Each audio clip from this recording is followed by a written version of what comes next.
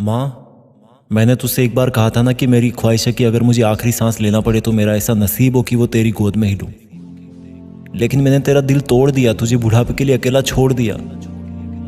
तुझसे वादा किया था कि अगली बार आऊंगा तो मिलकर रसोई में खाना बनाएंगे। पर तूने कहा था ना कि बेटा अगर सीमा पर लड़ाई छिड़ जाए तो तू सबसे पहले अपनी बड़ी माँ की हिफाजत करना। मैंने होश गंवाने तक 1 इंच भी दुश्मन को नहीं लेने दी माँ। वो तो मैं अपने साथी फौजी की छाती से निकलता खून और उसकी चीख सहन नहीं कर पाया। इसलिए जब मैं उसको हिम्मत दे रहा था तो दुश्मन ने धोखे से मेरे दाएं हाथ पर गोली मार दी, जिससे मैं बंदूक चलाया करता था। लेकिन माँ, दुश्मनों के लिए तो तेरे बेटे का बायां हाथ ही काफी था। मुझे बहुत गुस्सा आया और मैं उसको जवाब देने के लिए बंदूक लेकर पलटा और 2 गोली मैंने पहले दुश्मन की छाती में ठोक दी। जब वो गिरा तो उसके 2 साथी दुश्मनों ने मुझे निशाना बनाना चाहा। उनमें से एक को मैंने फिर से एक ही गोली से मार गिराया। जब तीसरे दुश्मन पर गोली चलाने के लिए बाएं हाथ से ट्रिगर दबाया तो बंदूक से कोई गोली नहीं निकली। मैंने जल्दी से एक पत्थर के पीछे अपने आप को छुपाया ताकि मुझे थोड़ा सा सोचने का टाइम मिल सके, लेकिन इतने में दुश्मन की एक गोली मेरी गर्दन और छाती के बीच में आ लगी। गिरते हुए मैंने अपने शहीद फौजी भाई को देखा तो पाया कि मेरी बंदूक वहां पड़ी थी। तभी मुझे याद आया कि जब मैं उसको हिम्मत बंधा रहा था तब मेरी बंदूक उसकी बंदूक से बदल गई थी और उसकी बंदूक में सिर्फ 3 गोलियां बची थी। मैं उसकी तरफ लपकना चाहता था लेकिन दुश्मन मेरी ताक में था। अब मुझको बिना गोली के दुश्मन को मार गिराना था। मैंने दुश्मन को ललकारा कि सामने आकर लड़ाई कर। उसको भी शायद एहसास हो गया था कि मेरे पास गोली नहीं है। मैं एक पेड़ के पास एक मोटे से पत्थर के पीछे ताक में था कि कब दुश्मन आए और कब मैं उसको हाथों से ही दबोच लूं। जब वो मेरी तरफ बढ़ने लगा था तो मुझे हल्के हल्के चक्कर आना शुरू हो गए थे। लेकिन माँ, मुझे तुझसे मिलने आना था और तेरा वादा निभाने के लिए दुश्मन को भी मार गिराना था। तो जैसे ही दुश्मन ने मेरे पत्थर के पास आके मुझे निशाना बनाने की कोशिश करी, मैं हाथ में मिट्टी भरकर उसकी आंखों में दे फेंका। उसी पल वो देख नहीं पाया और मैं तेरी जयकार बोलते हुए लपक कर उसको दबोच लिया और तब तक नहीं छोड़ा जब तक कि उसका दम नहीं निकल गया। मैंने बाएं हाथ से तीनों दुश्मनों को मार गिराया माँ।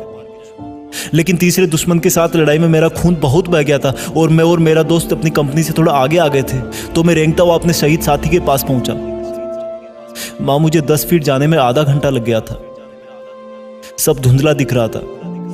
मेरा दोस्त अपने बच्चों और बीवी की तस्वीर हाथ में देखता हुआ वहीं माँ की गोद में सो गया था। तेरी तस्वीर मेरे टेंट में ही रह गई थी। मेरा जोरों से दिल धड़क रहा था और कुछ दिख नहीं रहा था, लेकिन फिर भी मुझे तेरा भोला सा शांत चेहरा नजर आ रहा था।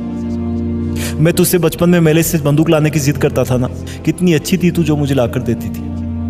लेकिन तू मुझे उस टाइम डांटती रहती थी कि बड़ा होकर यही काम करेगा क्या। फिर मैं कहता था हाँ माँ, मैं दुश्मनों को मार गिराऊंगा। और तब तू मुझे सीने से लगा लेती थी कि नहीं बेटा, किसी को मारना अच्छी बात नहीं है। लेकिन जब मैं फौज में भर्ती हुआ तब से तूने भी बहुत हिम्मत दिखाई, शायद इसलिए कि मैं आराम से छुट्टी से वापस जा सकूं। लेकिन मुझे पता है माँ, मेरे जाने के बाद तू बहुत रोई होगी। अब मुझे कुछ भी नहीं दिख रहा माँ। ऐसे लग रहा जैसे चारों तरफ अंधेरा हो। मुझे माफ़ कर देना माँ, क्योंकि जब मैं इस बार घर से वापस आया था तब मैंने तुझसे झूठ बोला था कि मैंने रास्ते के लिए तेरी बनाई रोटियां रख ली है। दरअसल तुझसे दूर जाने का मन नहीं था और कुछ और याद भी नहीं रहा। उस दिन मैंने बाहर का खाना खाया माँ, जो तू कभी नहीं चाहती थी। मैं कितना लकी हूँ जो मेरी उम्र अपनी माँ को दे करके जा रहा हूँ। लेकिन मुझे अफसोस होगा कि मैं तुझे एक बहू और पोता नहीं दे पाया। मैं हर वक्त तुझे ऊपर से देखा करूंगा माँ, और तुझे जब मेरी याद आए तो तू एक बार ऊपर की तरफ देख लेना और समझ लेना कि मैंने तुझे देख लिया। अब मुझे फौजी पिताजी दिख रहे हैं माँ। वो अपने हाथ खोलकर मुझे अपनी तरफ ऊपर बुला रहे हैं। अलविदा माँ।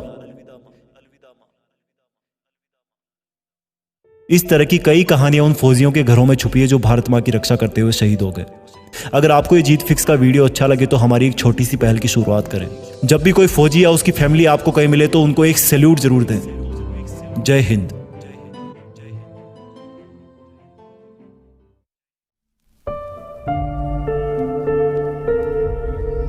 जीत फिक्स।